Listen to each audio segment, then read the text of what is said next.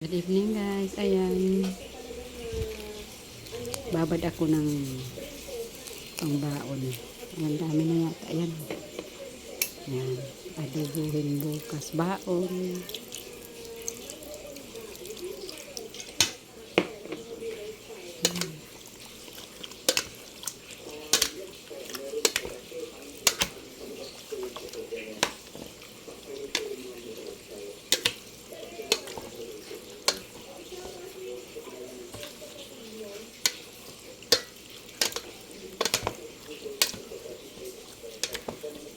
May pampalasa na yan guys, nilagay na una na.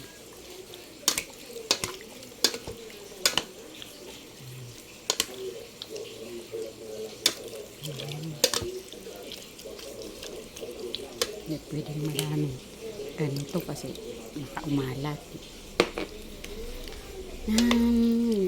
Lugar ito, babad ako ng manok, adobohin bukas pangbaon namin.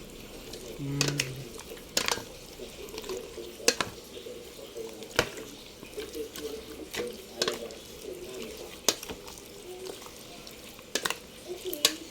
Para din na kami kumain sa labas. Kahit sa sasakyan, pwede na lang kami kumain.